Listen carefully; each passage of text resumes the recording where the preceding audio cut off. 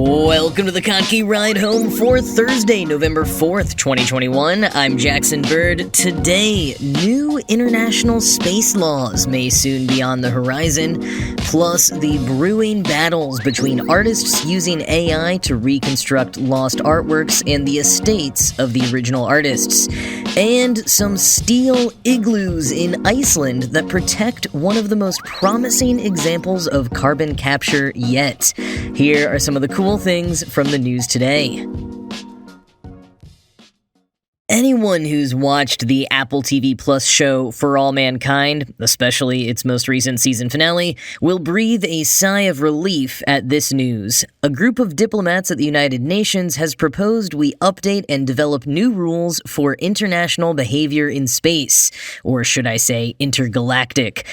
Actually, no, not really. I mean, if any Earth nation is successfully able to send a human beyond the Milky Way, we can revise these rules again then. But for now, we'll focus on relations between Earth nations when representatives of said nations are up in space within the confines of our own galaxy. Basically, space is getting crowded with people, with satellites, with spacecraft, and with debris.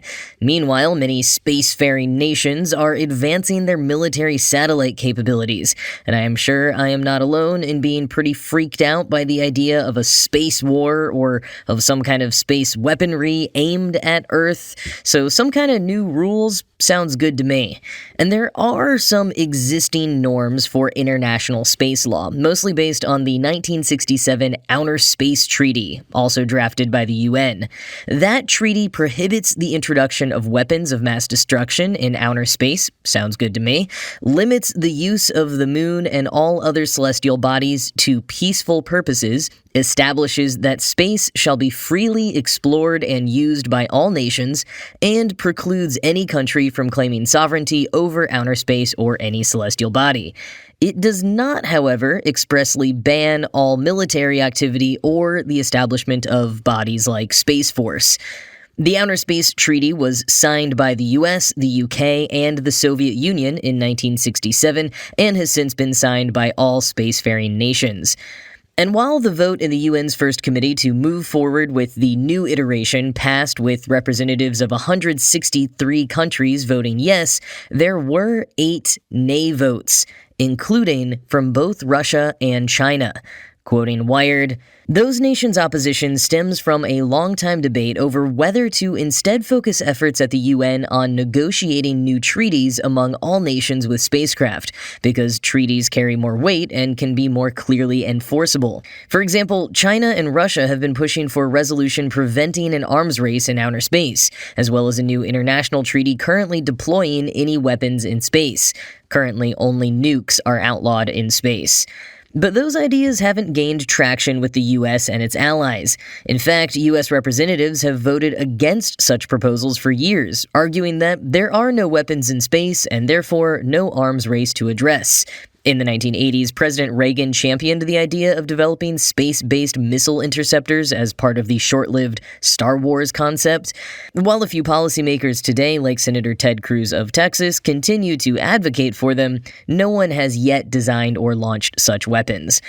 The US and its partners have been instrumental in blocking any progress with treaties and binding norms, Cassandra Steer, an expert on space law and space security at the Australian National University, said, end quote.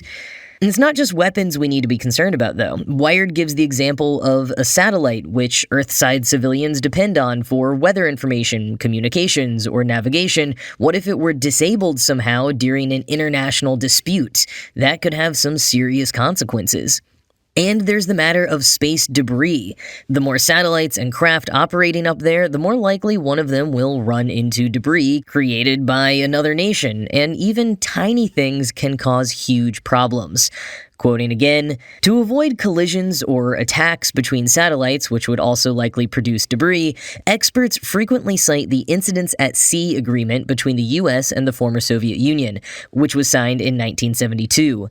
The accord mandated more communications between the two countries and required ships, including those engaging in surveillance, to remain clear of each other to avoid collisions. It didn't change the size and structure of naval forces, but brought in rules for notifications for exercises, says Jessica West, a senior researcher at the research institute Project Plowshares based in Waterloo, Ontario.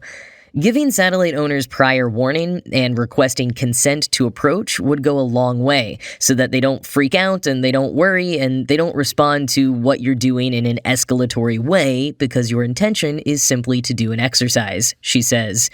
And in a sign that the U.S. is moving towards supporting norms in space, the Defense Authorization Bill, which has passed in the House but not yet in the Senate, requires defense officials to develop a list of priorities for such norms, including those involving the issues of space debris and how spacecraft should behave in close proximity with one another.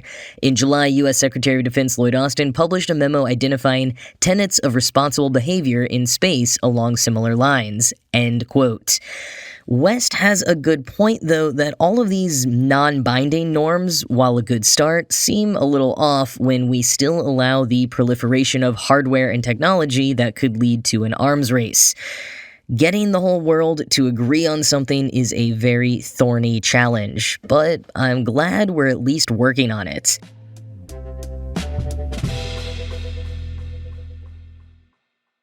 So I've talked quite a bit about the intersection of AI and art, and while I've been a bit skeptical about some AI-created art here and there, one thing I do think is pretty cool is being able to essentially recreate lost pieces. I do still think that you need to tread carefully. It's a bit like publishing posthumous works of literature. Is this something that the creator really wanted? And how do you make sure you're retaining the original work even as you fill in gaps to restore it? Well, one pair working to recreate lost works are University College London PhD candidates Anthony Borshed and George Can. Together, they founded a project called Oxia Palus, named after a region on Mars that has some promise in the search for life, particularly in its subsurface. And it's an appropriate name, not just because of the analogous subsurface discoveries that the two are doing, but because Can isn't actually getting his PhD in art or artificial intelligence, but rather in efforts to detect life on Mars. And Borshed, meanwhile, studies high-dimensional neuroscience. Unlikely for the task as the two may be, they've used their Oxia Palus project to create a number of what they call Neomasters, which, quoting ArtNet, use machine learning, deep networks, and neural-style transfer algorithms developed by researchers at the University of Tübingen in Germany to analyze ghostly X-rays of overpainted artworks. Based on the artist's known works, the computer can generate a full-color version of the lost composition, end quote. From there, they 3D print a textured canvas with realistic-looking brush strokes. And by overpainted, what they mean is that canvases that were literally used multiple times, with the artist painting over their own or others' works, usually due to a lack of funds. But the pair's Neomasters of some of Pablo Picasso's lost paintings have gotten them in hot water with the late artist's estate. They recently created a version of Picasso's The Lonesome Crouching Nude, a lost work from the artist's Blue period, which was revealed by a 2010 X-ray to be hidden under his other painting, The Blind Man's Meal. Borshed and Can were going to unveil the Neomaster at the Deep AI Art Fair in London a few weeks ago, but on the evening of the event, they received a cease and desist letter from Picasso's estate. Claudia Andrew, the head of legal affairs for Picasso's estate, said in a statement to NBC News, quote, "Disclosing a work by Picasso is a matter of copyright and, in particular, moral rights. It's a timeless right which belongs only to the heirs of the author. Moreover, this artificial intelligence that learned to paint like Picasso will never have the sensitivity of a painter whose creativity is expressed in front of each blank canvas. The result of this artificial intelligence is not a work, and it is indecency to say otherwise. A machine cannot replace an artist, nor complete the work of an artist who has abandoned it on the way of its creation." End quote. Although, as Borshed and Can have said previously, they're not trying to replace the artist. Borshed told ArtNet News earlier this year, quote, "This is a contrast to a lot of current AI art, which is generative, about making something new and creative. We're looking backward to artists who have stood the filter of time in terms of cultural, societal, and historical impact." End quote. He also said to NBC News in response to Andrew's statement on behalf of the estate, quote, "The right to imaginative reinterpretation, intuitive or machine-assisted, is not for Succession Picasso or anyone else to deny. This is a right Picasso himself assumed in including artifacts made by others in his paintings," end quote. And Can points out that they haven't claimed to recreate Picasso's work. The original still remains buried beneath layers of paint. They're just sharing a possible reconstruction. And Ty Murphy, a Picasso specialist, for his part, thinks that it would be a travesty not to share the AI-created piece. He thinks it would be incredible to get the chance to bring a Blue Period Picasso back to life. Although Emily Gould, a senior researcher at the Institute of Art and Law, says that you do generally need to get consent from the copyright holders to reproduce works like this. Now, legal ramifications aside, we go back to my question of artists' intent. Where is the line between forensic knowledge and history and curiosity and respecting an artist's wishes? Perhaps if Burchett and Can had worked with the estate to begin with, this particular case would be somewhat different. But the major questions still stand. We are entering a lot of new terrain with AI, and while much of it is super cool, there is still a lot to parse out.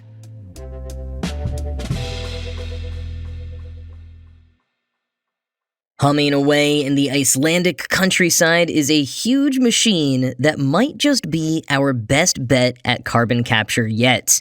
A Swiss company called Climeworks has created Orca, the world's largest commercial direct air capture, or DAC, device.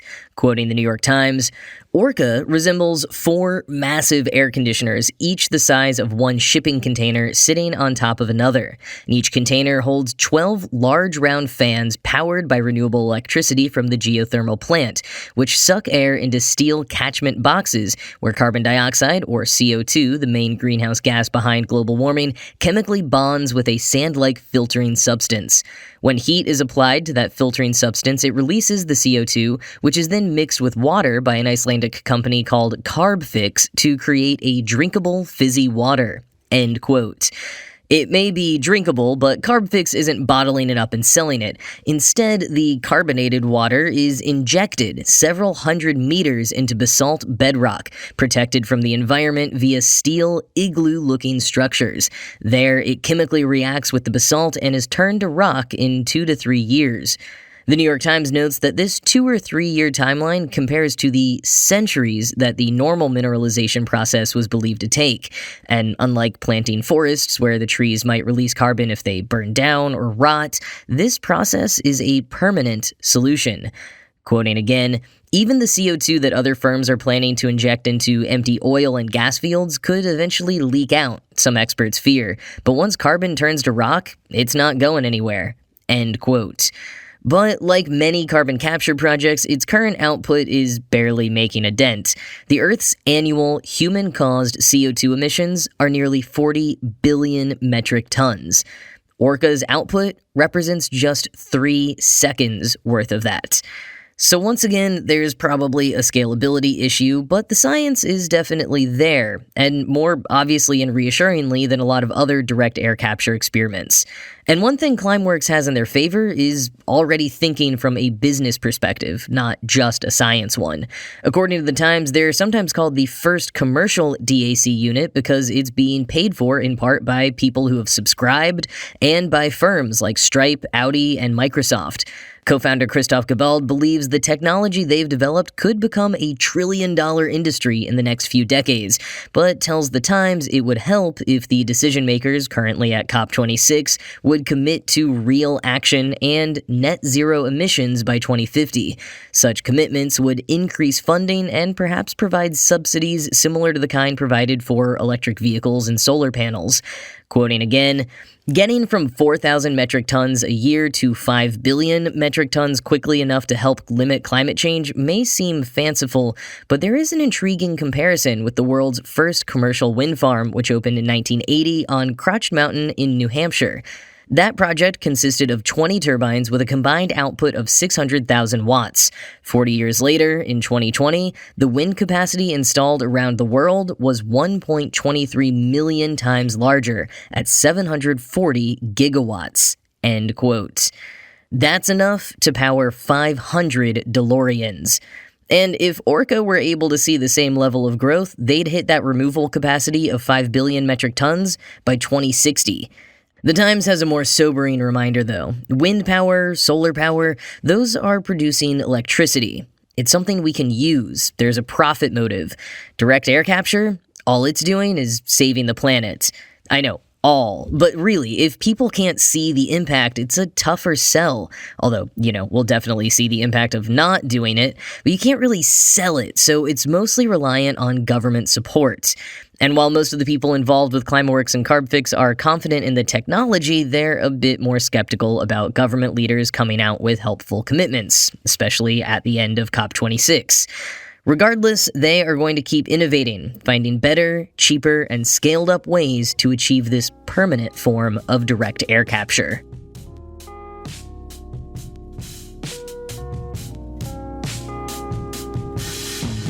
So tomorrow is November 5th, Guy Fawkes Day, otherwise known as Bonfire Night in the United Kingdom. And given that they were under lockdown orders for last year's holiday, it's probably going to be quite the celebration over there this year. And in case you missed it, I wanted to resurface the segment I did on Guy Fawkes Day last year. In it, I discuss the complicated legacy of Guy Fawkes and how he's been turned into a symbol for so many different things, so many of which are so far removed from the original man and the movement that he was a part of. Link in the show notes if you want to give it a listen ahead of the holiday. But that is it from me for today. As always, this show was produced by Ride Home Media and Kottke.org. I am Jackson Bird, and I will talk to you again tomorrow.